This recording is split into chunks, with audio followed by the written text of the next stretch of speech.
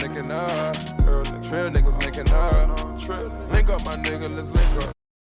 Ladies and gentlemen, welcome to another episode of the Link Up. And today we got a very special episode, the first of many. I know you guys want to talk about hoops. I'm a real hoops fan. So, you see this face, you see my boy to the right of the screen, who I'm gonna introduce. We're gonna be talking about hoops.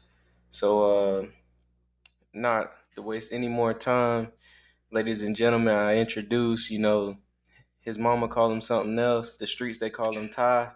Baby Ghost himself, aka Tariq, Mr. T Rich, Ty Richardson, ladies and gentlemen. What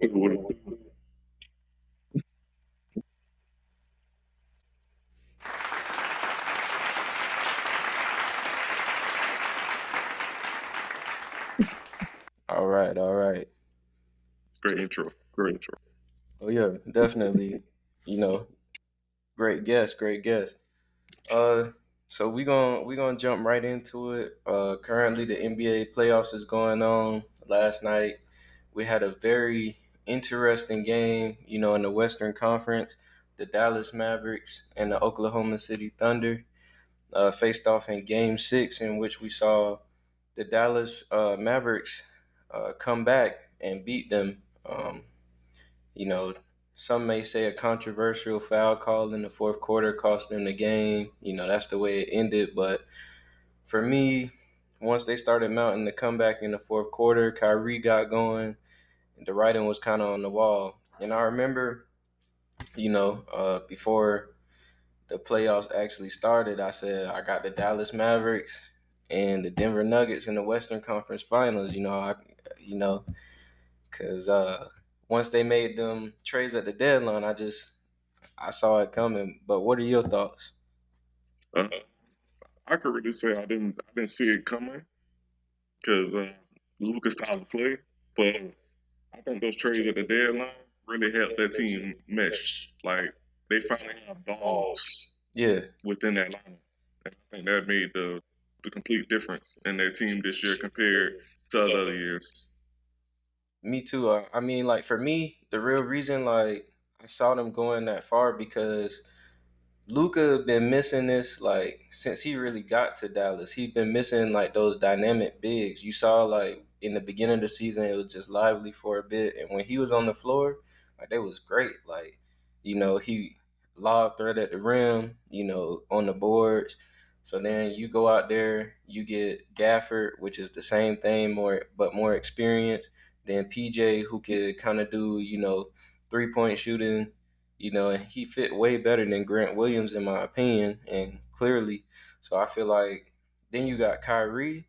I feel like even though Luka wants to do so much, there's ways of him not being able to do so much. And in this series, he was beat up, banged up a lot, being defended by Lou Dort. So I just felt like they like him having those teammates at his accessibility in this series really helped them get over the hump. Yeah, I seen something different from Luca in the fourth quarter that I've seen from him in previous years. Normally he plays hero ball, Yeah. especially in the fourth quarter. And PJ Washington didn't hit a shot pretty much the whole game, and he kicked him out to the corner. One shot he hit, and then the other shot.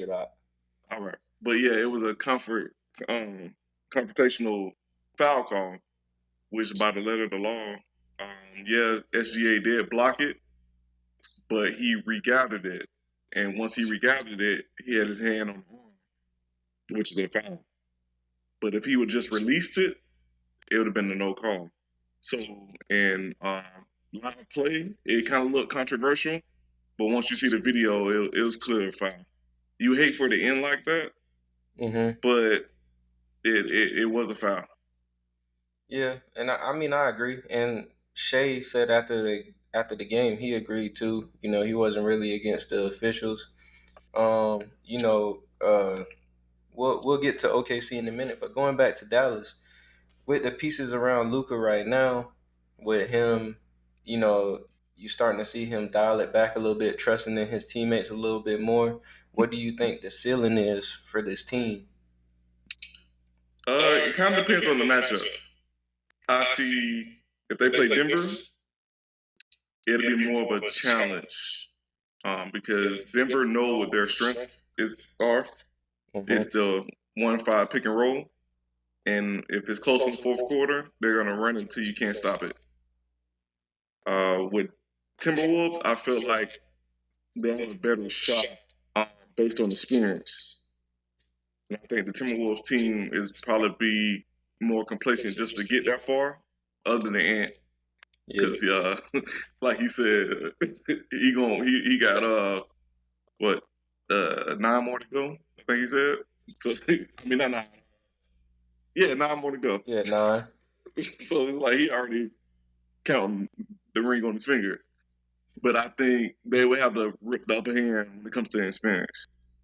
Oh yeah, most definitely. I feel like I agree because I feel like to like Dallas has Gafford and Lively like positional wise they can match up well with Joker, but like who are we kidding? Like they really can't do nothing. Exactly. Like Exactly. the defensive player of the year is looking, you know, baby, so who Yeah. knows? Unless they really play out of their mind, I just don't see them stopping that.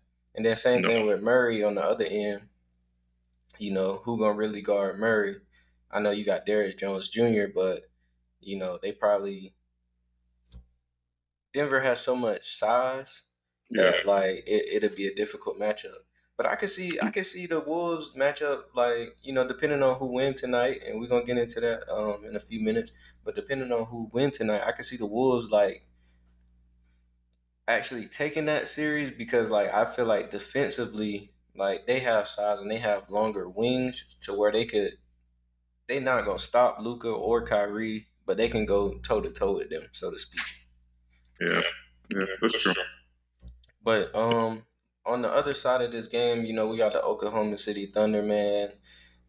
As a surprise to many, they was number one in the Western Conference this year. Had the runner up in Rookie of the Year, had the runner up in MVP. Jalen Williams, he was on the list for Most Improved. So and then you had Gordon Hayward, off the bench, who Gordon who? said Oh, Gordon Hayward. Okay. Gordon Gotcha. Hayward, Gotcha. after the game, he was asked about the series. He only played 46 minutes in this whole series and scored 0 points. And he came out and said that it didn't go as it was expected, as he expected it to go. So my question to you is, with all that being said, P Giddy, all that stuff being said, where does the Thunder go from here? Do you see that? Do you think they can reach that next level? Like, what is your opinion on the Oklahoma City Thunder? I just want to say, I might need a new CD because I never seen Gordon Hayward in this whole series. But nah, to be real, uh, they have the makings of a top team for a while.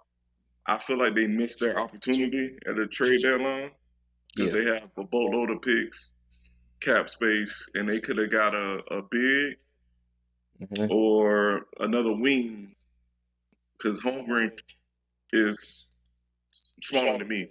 So he's not going to guard the bigs that you need in the Western Conference. Like, you have to match up against Joker, Right. point blank, period. So I think Holmgren being able to move can slide to the floor at times, and you need a big in your closing line because I think they got rebounded by 15, 20 last night, and it showed that you needed the extra talent that Dallas went and got at the trade. That was the difference. Right. So they're set up for the future, but I really feel like they missed their window in a sense this year because nothing's ever given guaranteed. Yeah. You one injury away from being a lost year. I mean, look at these playoffs in general. You Yeah. had Giannis go down, you had Dame go down, Jimmy, Joel. It's nothing's guaranteed. Look at the Knicks. I mean, we're gonna get into that, but they're barely making it to the game at this point. So it's a war of attrition. But like I say, going forward, they'll be all right. But I really feel like they could have at least got to the Western Conference Finals this year. Yeah. You know, I'm not gonna call myself the master of predictions, but I'm gonna go out on a limb and say the Thunder are gonna be the most interesting team this offseason, and they might so far as to have the best offseason this summer. The reason why I say that, they got a like almost unlimited amount of draft picks, so they could take a center in this draft. They could use the draft picks to trade for a center. I'm just saying. I heard Jared Allen out there on the trade block, maybe. So Yeah, that'd be nice.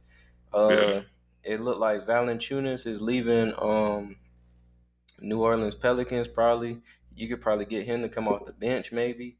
And I'm not gonna lie.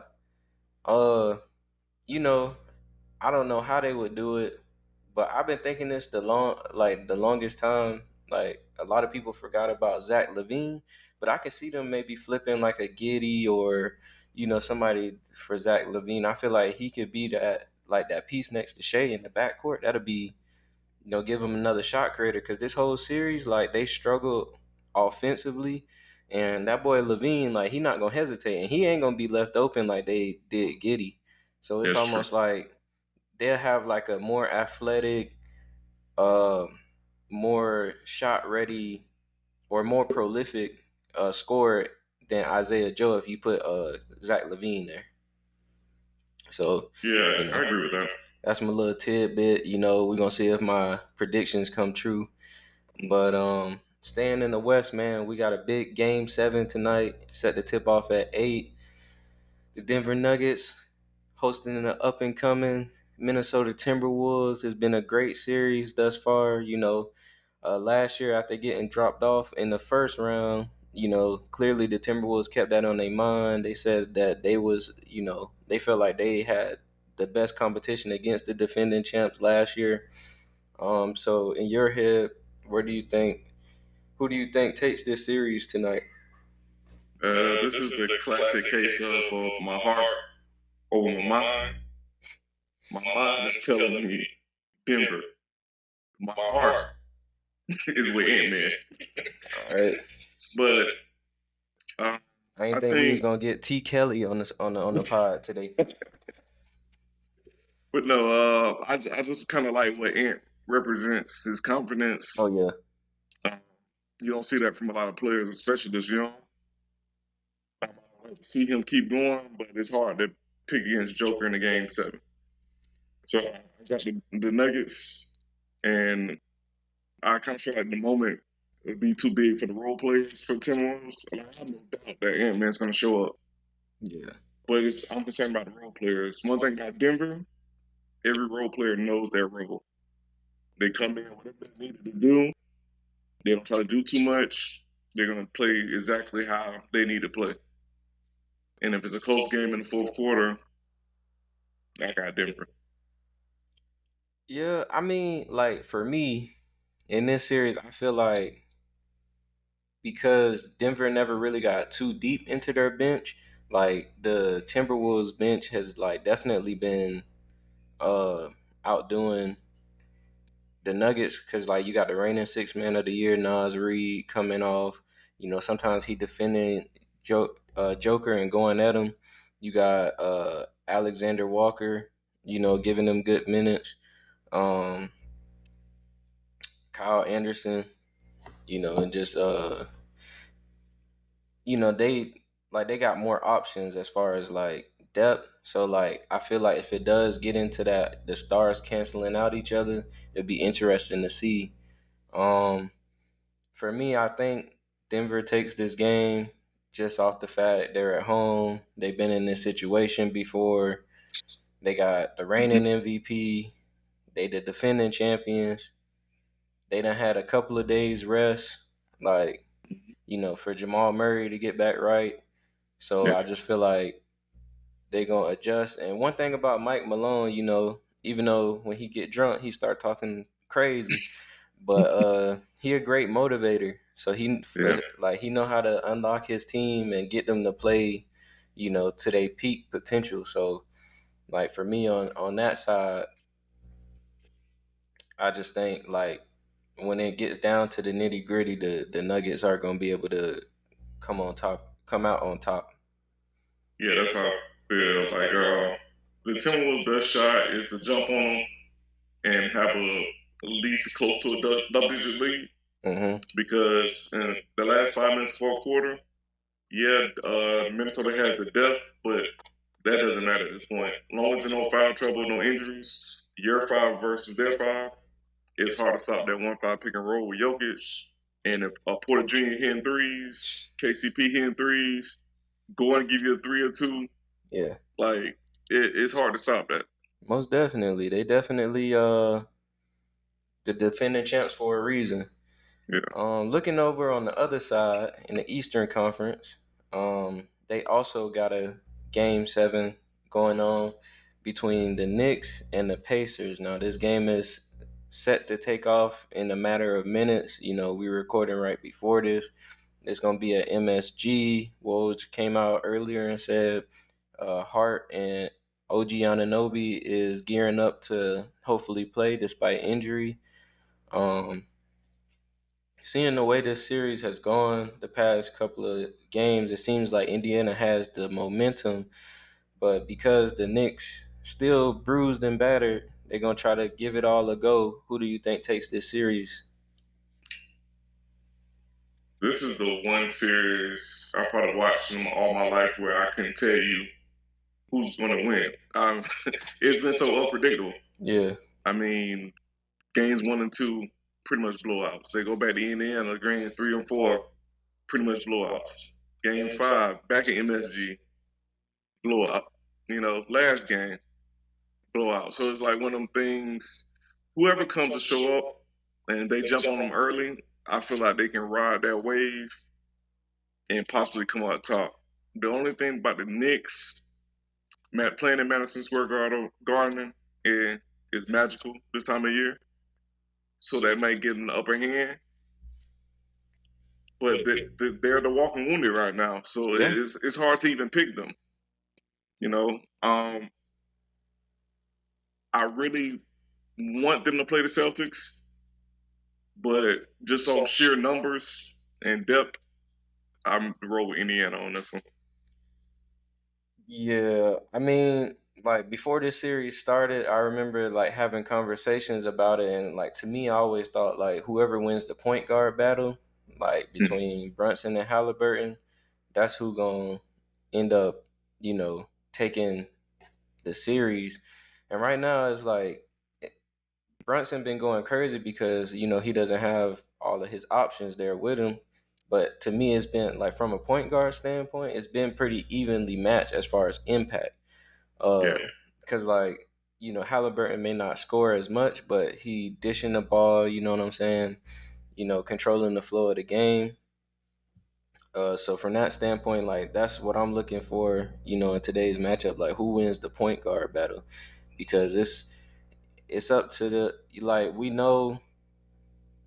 Like put it this way, if Brunson, well, if they cancel each other out per se, it is up to the role players to step up. But we seen at the end of games, like in the first round series, like with 76ers, it was Brunson who was putting, going crazy in the fourth quarter. It was Halliburton going crazy in the fourth quarter against the Bucks, putting that away. So I expect a close game today, and then whoever wins that battle is who takes it. I'm gonna go with the Knicks. I just feel like because they've faced this type of adversity on the past couple of seasons, like they actually been in the playoffs. Whereas Indiana and Tyrese Halliburton, it's their first playoffs. I'm gonna go with the Knicks, and they at MSG, but I do expect it to be close. that'd be good for a change. We need a Yeah, close game in the series. yeah. But as far as what waits on the other side, it's not looking too good, man. I mean, the Boston Celtics, they got rid of the Cavaliers in 5. Yeah. And, the majority's picked to win the championship this year. Mm. What are your thoughts on the Celtics? And, does Jason Tatum, Jaylen Brown finally get that championship that they've been so craving this season. I really feel like it's championship or bust at this point because you have Jaylen Brown already making 300 million. Tatum will be making 300 million this summer. Extended Porzingis, Holiday. Exactly. So you put all your chips in the middle of the table. At this point, there's no excuses. No matter who you face in the next round, you should beat them. In the West, your true competition is Denver. Yeah. If Dallas comes to town or Minnesota, you still have the upper hand, clearly. No matter what talent level is over there, you have the experience, the talent, you have a proven champion in Drew Holiday, you have all the pieces. So if it doesn't work this year, what possibly can you do better? You really ran to the regular season. So next year, the regular season won't matter to you. It's like where do you go from here? So at this point, there's no excuses. You literally you have to go get it. Right. I mean, for me, do I think they can do it? Yes. My only concern about it is like Haslam when he was on ESPN, he made a good point. He got a lot of flack because he, former Heat player, and us Heat people, we don't like the Celtics at all. But he made a good point. Like they really haven't faced any significant adversity throughout this whole run, and then during the regular season, when it came to like those close games and they was in the clutch and they was going to Tatum, like he wasn't really getting it done as much as like you would like to see.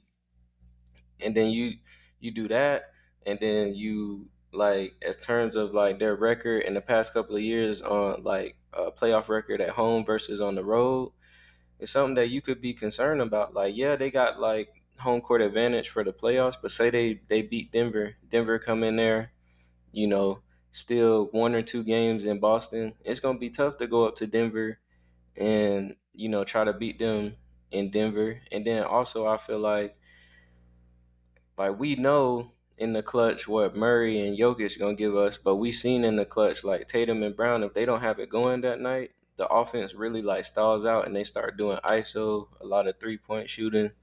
Like, so I'm interested to see where do they go as far as like if the games are close, if they down in the series, real competition that like because I feel like we seen it in the 2 games that they lost throughout the playoffs. The Heat and the Cavs get hot from three or hot from scoring, and the Celtics can't make no threes. It's a bad game, and I feel like with a team like Dallas, Denver, even the Timberwolves, if they get hot like from a scoring aspect, and the Celtics can't, like it ain't gonna be no one time thing. That's really what those 3 teams are predicated on, like scoring the basketball to the highest degree. Yeah, but this is another one I say they don't have an excuse. With the pickup getting a Drew Holiday, granted they need Porzingis to be healthy too, but a Drew Holiday pickup, you can literally put him on one guy. And everybody else's responsibility is help defense and on offense, do your job. Most other teams still left in the playoffs rely on one player or 2 players. Mm-hmm. Tatum and Brown can have bad games, and they can still blow you out by 15, 20. Right. Because Derek White can get hot and get 30. Porzingis come back, can get 30. Nobody can guard him. He probably can't guard nobody else, but nobody can guard him either. So it's like you literally have everything. And that one weakness is, you would probably say, the bench. But I've seen games where Hauser is going crazy from 3 and Pritchard is going crazy from 3. So your bench is not as bad as people make it. You just have to, it's no excuse. Yeah. I mean, I agree. Hopefully they don't get it done. I love to see. I mean, as a Celtic hater, Yeah, I would love for them to lose. definitely. But this is the year for them to get it done. Yeah, they got to. Because if not, Tatum extension coming up, they're gonna be pretty much locked in, and we see all these teams on the rise, the Pacers, the Knicks, everybody getting better. So it Mm-hmm. definitely, but we talked about Tatum, we talked about Ant, talked about SGA, Luca. There's been a topic of discussion who, once LeBron retires, who's going to be the next face of the league. Uh, who do you think? You got Wemby out there. We haven't mentioned Giannis and Jokic still around as, current and former MVPs. Embiid, Jalen Brunson. Who do you think will be the future face of the league? Man, I don't know if you heard him, but it's a guy up there in the mountains in Minnesota Mm-hmm. named Ant-Man. Ant-Man has showed in these playoffs he's next up. He has the talent and the personality to be the face of the league. And this is the first person I can say since probably Kobe that doesn't give you the political answer. He's gonna tell you exactly what he feels. LeBron's been the face of the league for years. You put Steph Curry up there, KD up there, and they don't always tell you how they feel. They say the right thing to say. Yeah. And it's gonna tell you exactly how he feel. When he lost, I think it was game 5, he said it was on him. Mm-hmm. I came to play, lackadaisical, no energy. The reason why we lost is me. Most players will blame the coach. The fans didn't show up. Everybody but them. Oh, the concession stand food wasn't hot enough. is and is that dude. And don't let him get to a conference finals or possibly an NBA finals this year. Because Timberwolves in that same position of just getting better. Oh yeah, most Draft definitely. picks, a lot of people made jokes about the Rudy Gobert trade, the 4 or 5 first round picks, but It's paying off. paying off defensively, number 1 defensive team. Mm-hmm. And when you have your best player picking up the other team's star player 94 feet and still dropping 40, who all do that? Who not too many people can do that. Yeah. So, you go from, I'm not gonna go way back, but we're gonna start with Jordan and the Kobe's and LeBron. He's the next player I can see that does it on both ends, no Yeah, matter what. I definitely agree. And like my whole thinking is like say the Wolves beat the Nuggets tonight. In 1 year, he would have knocked off the MVP in Jokic, Jamal Murray, Kevin Durant, Devin Booker, and Bradley Beal. You know, 4 of the 5 have been All Stars. So then, like, if they do make it to the finals, knocked off Luca and Kyrie. Mm-hmm. If they win, we just gonna put Boston in there. Yeah, Knocked off Tatum and Brown, Holiday and Porzingis. yeah, He definitely in there. But another person, well, 2 things. One, I'll say it's so interesting to me because if you would have asked me this 3 years ago, I would have said Ja Morant. But because everything going on with him, because literally he got the same attitude, when he play, he want it, but it's the things off the court.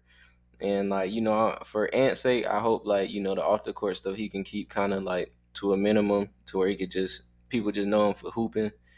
Also, it does help, like even though he's like for his Adidas shoes, them jumps kind of fire. I ain't even gonna lie. yeah. But and then the other thing I wanted to say, I also think it depending on Wemby's health, I feel like it could be a shared spot from the standpoint of and it's the same thing with Wemby kind of, but he just in a situation right now where his team not that good, but we heard him say, "I don't like losing." We see him putting up crazy numbers. If he can stay healthy, and those two in the West, like that's gonna be those two can definitely be up there for the long, like for a long time as far as face of the league. Yeah, I mean, Wemby's in my top three. It just I feel like he's maybe 3 to 4 years out from really challenging as far as top spot in the West. So Hmm. that's one thing that knocks him down for me. But if you we talking about right now, I see Anthony taking the crown right from LeBron right now. Yeah, I agree. Uh, speaking And of the NBA needs that. huh? Yeah, I said the NBA needs that. Oh yeah, You know. most definitely. Like I ain't see Jordan play. I'm too young, but from what they described and from what I seen from him, yeah, he seems like that guy. But you mentioned LeBron. We just saw the draft lottery.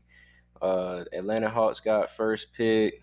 You know, we've been seeing things about the draft combine, and I don't know if you noticed or not, but there's a kid, eligible to be picked. His name Bronny James. He related to some guy in the NBA. There's back and forth debates. Should he go first round, second round, undrafted? What is his ceiling?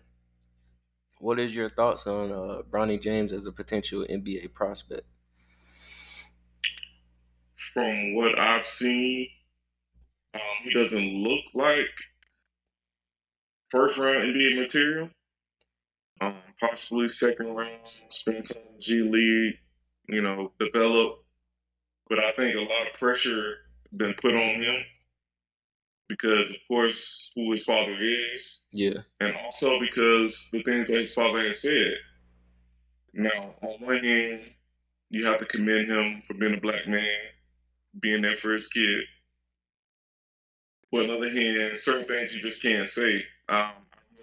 One time he said that his son was better than some of the players playing around in the NBA. Mm-hmm. Whether that's true or not, you can't say that. Because now he has a target on his back.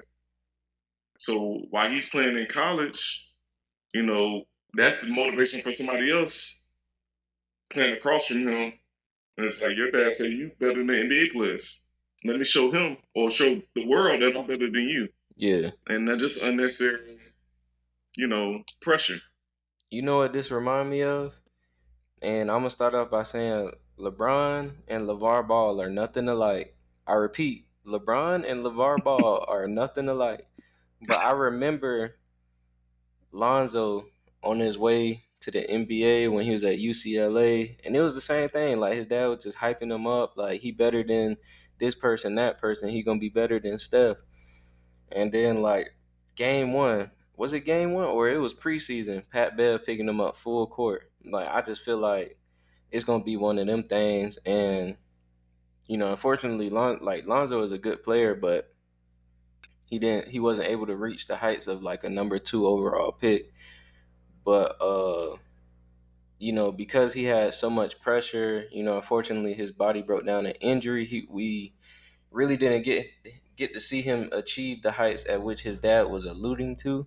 So like Mm-hmm. that's my fear for Bronny. And then like me, this is just my opinion. I don't even think like he the best like sibling. I think Bryce is better. Like from Mm-hmm. what I've seen, I know some people feel otherwise, but I just like I want him to succeed because I feel like it sucks because he at a disadvantage already. But like as far as going the first round, it's like I don't know. But you never know. It's been people picked. It's been undrafted people picked in the second round who went on to be, you know, great NBA players. So Yeah. I you mean, know, going back to the ball take, it was similar pressure, but for me the difference is the Ball brothers kind of worked their name up to be who yeah, they were. Then their dad jumped in. They was like top number one player in the country or top 10 in the country. A lot of people feel like Bronny literally is where he at because of his father. yeah, So there's rumors that came out recently that he wasn't even supposed to be in the McDonald's All American game, and the reason why he was in there is because of his father. So it's one of them things. Yes, LeVar Ball pushes kids to the front, but it was one of the things he also said. My first son is good. My second son should make it to the NBA too, but it's the last son that's going to make the difference. Mm-hmm. Now, LaMelo has been dealing with injuries lately too, but if you look at what he said, It's he true. was absolutely right. Yeah. For Hey, injury, LaMelo's a problem. oh yeah, he definitely that. Uh, but we uh speaking of the draft, sorry, Atlanta Hawks got the number one overall pick. It's a lot they could do. Um, we heard plenty of times that this might be the weakest draft in some memory. Uh, but we got the Trey Young trade rumors going on as well. What are your thoughts on Atlanta's position right now? Do you think they tear it down, rebuild, retool? Do you see Trey Young or DeJounte Murray leaving? What are your thoughts on that situation? They definitely need to break up that backcourt. Not sure for what and to who, but that backcourt's not going to get it done in the Eastern Conference. You pretty much have two undersized players. I think DeJounte's like 6'4", 6'5", but he's not big. In the way the offense is going now, where bigs are initiating the offense and there's a lot of switching, a lot of pick and roll, they're defensive liabilities. And DeJounte's not a good shooter. It just that experiment ran its course. I'm not sure they're gonna get what they got for him. I mean, traded for him. Mm-hmm. So I think trading Trey Young will be better. Possibly to a team like the Lakers or somebody that wants a point guard. Mm-hmm. But they definitely need to break that up. Like going back to what you said about as far as like now bigs, are bringing the ball up the court, doing a lot of things where they starting like the big man is starting to be reintegrated into the game again. Like that whole small ball wave is low key starting to deteriorate. You know, potential number one draft pick Alex Sarr, he get compared like he from France. He get comparisons to Jaren Jackson Jr. Um, I'm not. Are you familiar with his game? Not much. I tried to look at a highlight, but not too familiar with it. I was gonna say he seems like the consensus number one overall pick, so that could be maybe a guy like they build around, and I could see them trading like Capella and DeAndre Hunter and just restarting because they got some good young pieces in like Jalen Johnson and all of that. Yeah. But it's to be seen. I It just sucks because like when Trey Young got drafted and they did the switch with him and Luca, it's like it was kind of like me. I was like, dang, y'all should have just took Luca. And don't get me wrong, Trey was going crazy in Oklahoma, but Luca, like everybody was sleeping on him, but he seemed like head and shoulders over like DeAndre Ayton, Bagley, all those guys, and clearly that is the case. So you know, I mean, in hindsight, yeah, but I think at the time, for what those two players represented, it was the trade that needed to happen. yeah, I couldn't right now. I couldn't see Luca in Atlanta. Like just the atmosphere. Like that's not Luca, and it was kind of perfect that they went from a European All Star, Hall and of Dirk, Famer, champion, and yeah. go into a new era with another All Star, European. Still determining what he's going to do. But it was just a perfect setup. It's like, yeah, I just like I was saying that to say like basically I feel like Trey always gonna be tied to that trade. So it's Yeah, kinda it's unfortunate. And yeah, like, he's definitely limited as far as like on the defensive end, but he's still like a good talent. Now, can he be number one, number two option on the championship team? Is yet to be seen. I don't know, but we'll see what the future holds for Trey. Also in trade rumors, a man by the name of Donovan Mitchell. Spida. I know. Uh, I'm just gonna say it now. Donovan Mitchell, if you hear this podcast, we got everything you want and need in Miami. Just hit me up. I'll make it happen. I personally, Facts. like I said on the first podcast, I'm saying it now. I will personally come pick you up from the airport. But yeah, like we've been hearing a lot of conflicting rumors. Will he extend or sign his extension, or won't he? They said he was frustrated with his teammates. He came out and called it cap. Do you see a situation in where he stays in Cleveland long term following this season? I kind of feel the same way I did about the Atlanta backcourt, which I feel like Cleveland is going to have to make a decision between him or Garland. Defensive limitations. They have a good young core, but I feel like those two, they won't mesh going forward. Not something I heard, but just watching their two games, it doesn't really pair together, in my opinion. Yeah. So I feel like if they're not going to trade Mitchell, they're definitely going to trade Garland, and vice versa. Now, as a Heat fan, I'm biased to say I want them to trade to us. Yeah. And But there's different teams that's going to be in play. You got the Brooklyn, you got the Knicks with cap space, draft picks. So it's really up to Donovan. I think he has until July to pick up his extension or say that he's going to yeah, stand with him. July 6th. If he doesn't, a lot of things are going to move fast and very quick. As a Miami Heat fan, definitely would love Spida here, and that's no shade to anybody on the roster. I like our team, but this team cannot stay the same for one more. No. Yeah, we're gonna get I think into that. I think that 45 jersey would be real tough. Oh yeah. But yeah, I'm gonna need me one of those day one. But like as far as the other options, this how I feel.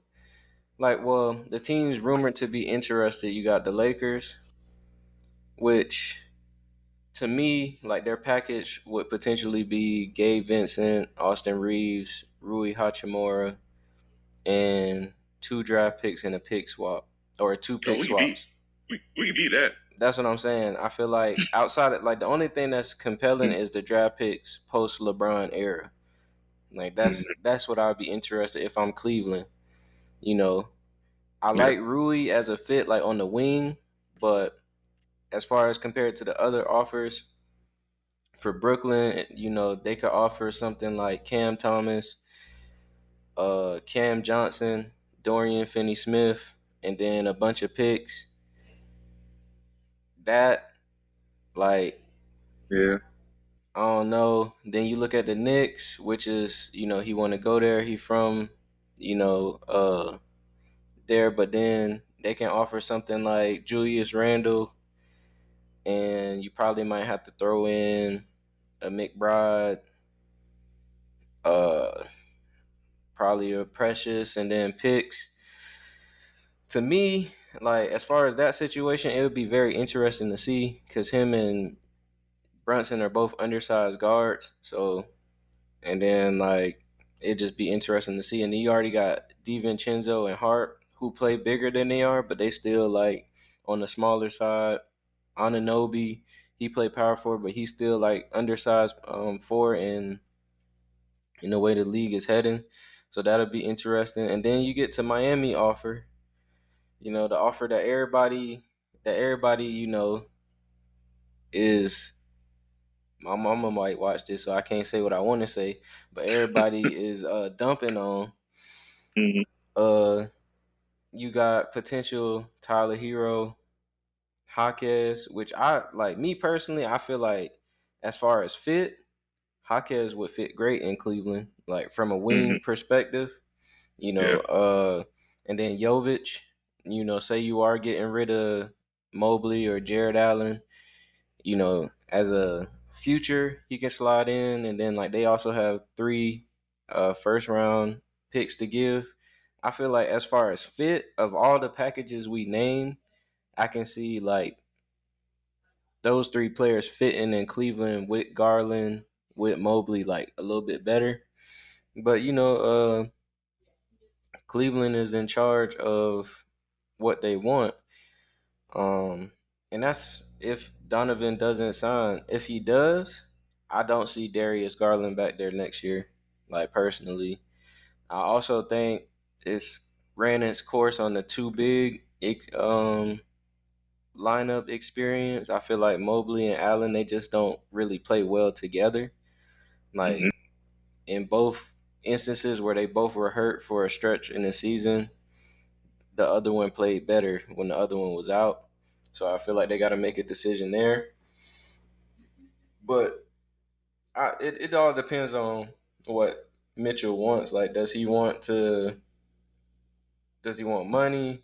Does he want stability? Does he want to win? Like, depending on what he wants, it'll be interesting to see what they can get him because I could see like, they're interested in getting Brandon Ingram from the Pelicans. Is that really going, move the needle if you get rid of a Jared Allen or a Darius Garland? I don't think so. But, Yeah. you know, change of scenery for Brandon Ingram, you never know. But I feel Yeah. like he at that point in his career, he kind of is who he is. Uh, but yeah, I'm not sure where Cleveland goes from here because I feel like because they've been in the playoffs the past 2 years, made the play in, three years ago, they would want to stay competitive instead of trying to rebuild again. Yeah. So that situation is very interesting to me. Yeah. It's gonna be a very interesting summer between a few teams. Yeah, definitely. And one of those teams, as we alluded to, we both Heat fans, got a lot going on. Our Miami Heat, eighth seed for the second season in a row, play in for the second season in a row. Granted, Jimmy and Terry was hurt, but we pretty much done ran the same roster back 3 seasons in a row. You could probably count the all the years that Jimmy been in Miami. The roster outside of year one pretty much been the same. Let's say five. The last Yeah. 5 years. The So core's been there. Jimmy wants his extension. Now I said on the first episode of my podcast that they should extend him, but given the answers that Pat Riley gave at his exit meeting, it doesn't look like right now that'll be the case. So my question to you is, will Jimmy Butler be in a Miami Heat uniform this season upcoming? Most definitely. There's no other way around it. You know, unless you just tell us you're tanking this year Oh yeah, for no, Cooper they not Flag. gonna do that. That's not the Heat. Yeah. So Jimmy has to be there. Now, there's definitely need to be changing. Y'all can't bring the same team. No. You know, I'm an advocate for letting Hero see the airport, but that's just me. But you definitely can't run it back. It's run its course. The quarters team, Tyler, Jimmy, Bam, has been together all these 5 years.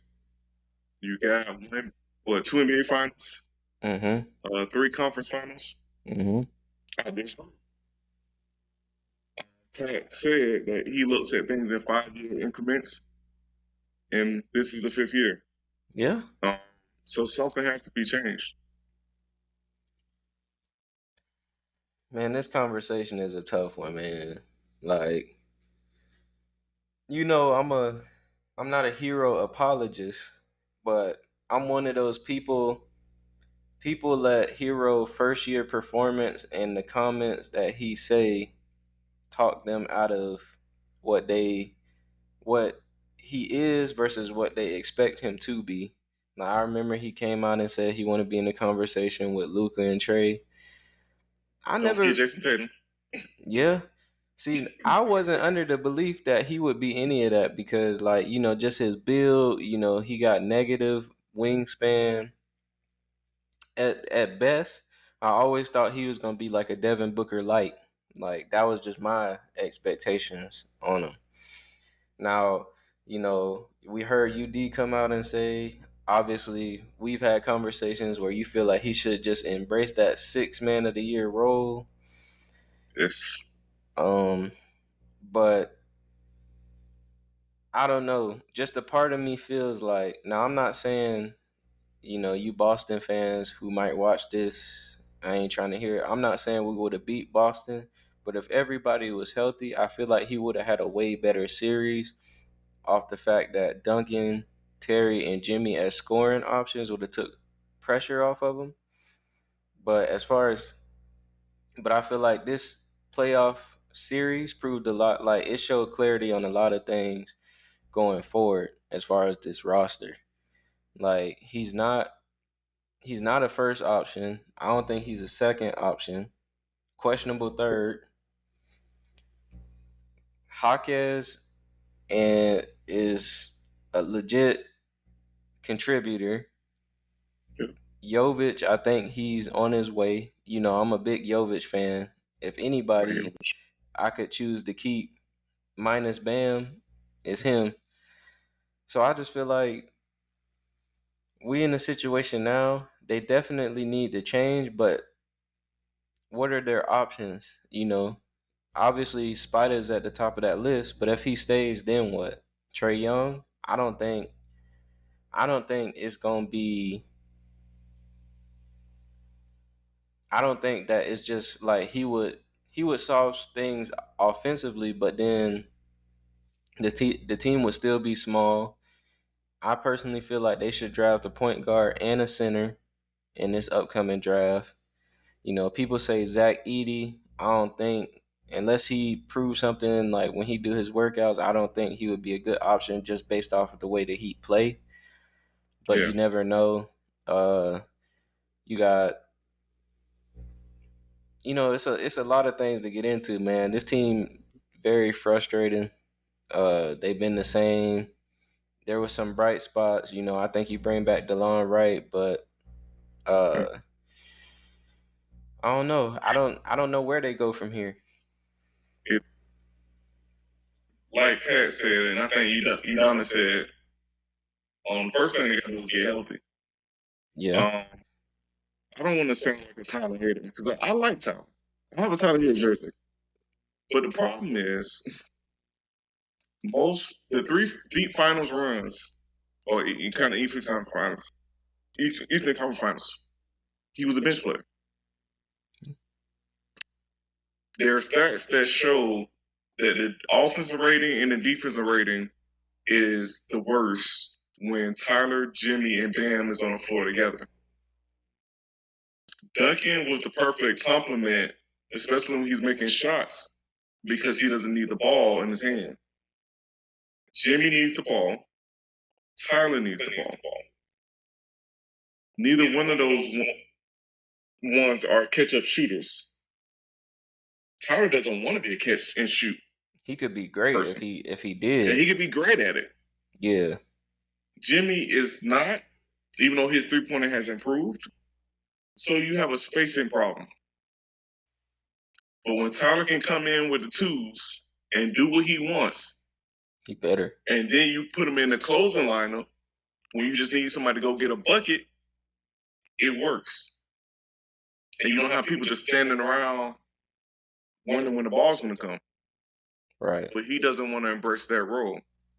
Now, I'm not mad at the ego of the player, but I feel like your time has run its course if that's what you don't want to do here. Because either you're going to get rid of Jimmy or you're going to get rid of Tyler.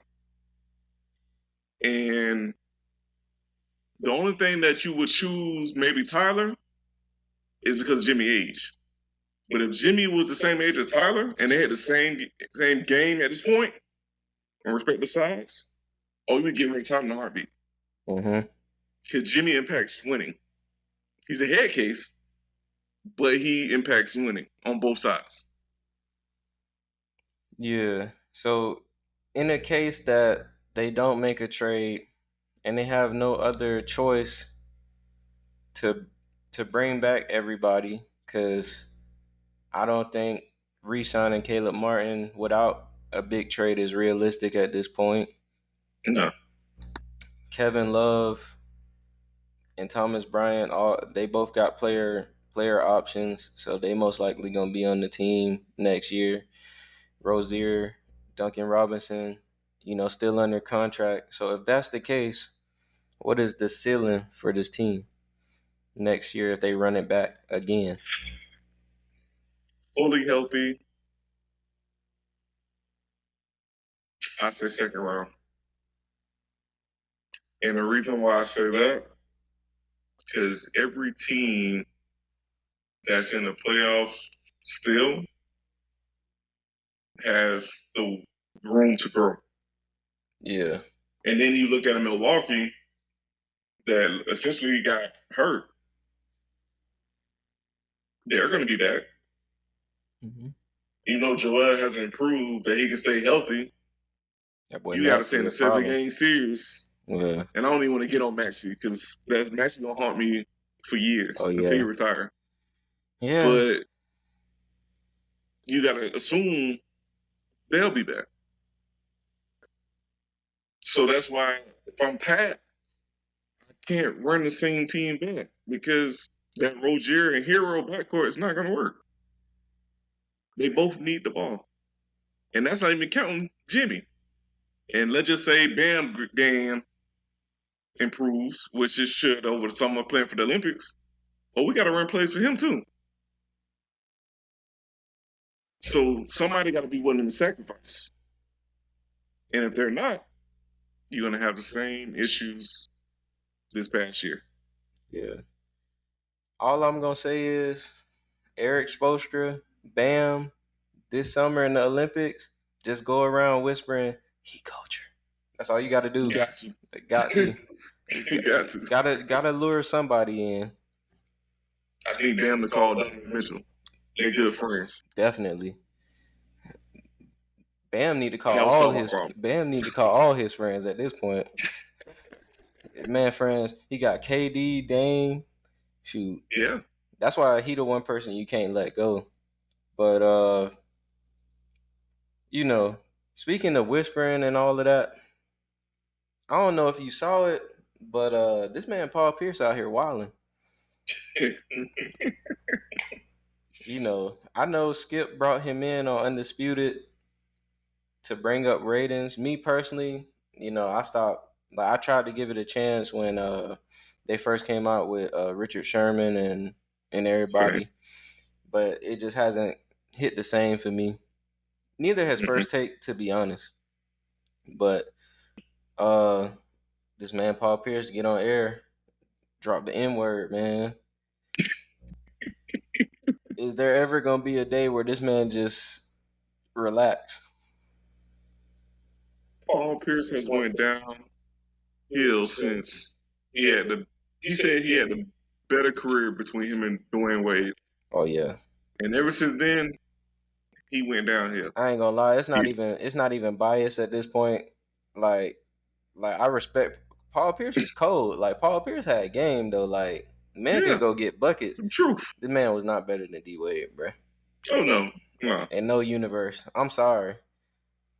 Hey, pound for pound, it's not happening. I was about to say, and if any Celtics fan want to debate, just think about it this way. Y'all would have traded D Wade for Paul Pierce, y'all would have had more chips. Facts. So just that's how I'm did you get a chance to catch any WNBA action this weekend? I caught a little bit. I'm seeing that they're treating rookies how they're supposed to be treated. Shout out to Caitlin Clark. Shout out to Caitlin. She's gonna be, superstar one day if she's not already. But I'm liking where the women's game is going. Oh yeah, like it's growing um, attendance, um, viewership, and then just the overall product of the game. You could tell that it's going somewhere. Oh yeah, it's beautiful to see. You got Kim Kardashian, Lotto, all the celebrities showing up to the game, showing their support. So I'm really hoping like they can get the fullest of bags that they can this season. One thing Shout that out to my boy Bam. I saw you out there in Vegas, boy. that boy turned, but one thing I'm gonna say that stood out to me this past weekend, like obviously everybody thought the Fever won the draft, drafting Caitlin Clark #1 overall. But the LA Sparks, for years to come, they're gonna be a problem. If not right Yeah, now. Cameron yeah. Brink, Rakia Jackson, like, Mm. I like that game versus the Aces. Unfortunately Yeah. they didn't get the W, but uh I like what I saw and I like their future most definitely. I'm still kind of mad they took the WNBA team from us. Oh So yeah, we got to catch the game. I mean, we got to go out of state to do it. definitely. We got to catch the game. No disrespect. Atlanta Dream is the closest. Nah. But Nah, but yeah, we nah. used to have the Miami Soul. We used to sold out. Hopefully You look they bit too young for that. I know. Hopefully they was talking about the expansion, so hopefully we can get a team back. Hopefully, I know they got supposed to have one in Golden State and one in Toronto in 2 years. Which I know that one in Toronto will be crazy. Oh yeah. Because the fans up there, they really show up and show out for their teams. So that's gonna be a big home court advantage for them. Man, The expansion team they have up there. I'm gonna say it right now. We need to get a team ASAP because there's two people in college right now that Miami could use. Juju or Malaysia Fulwali. Bruh, you talk about Kyrie? Yeah, She I it, see. I bruh. seen it. Bruh, she I it. seen it. I ain't even gonna lie. But man, Baby, that's the original Kyrie. oh yeah. But man, I appreciate you coming on the pod today. We're gonna try to do Love. this every week. We got a game to catch. So on that note, I'm your host, Ron the Don. It's been a pleasure. My boy, my co-host, Ty. It's been a pleasure, and we out. See ya.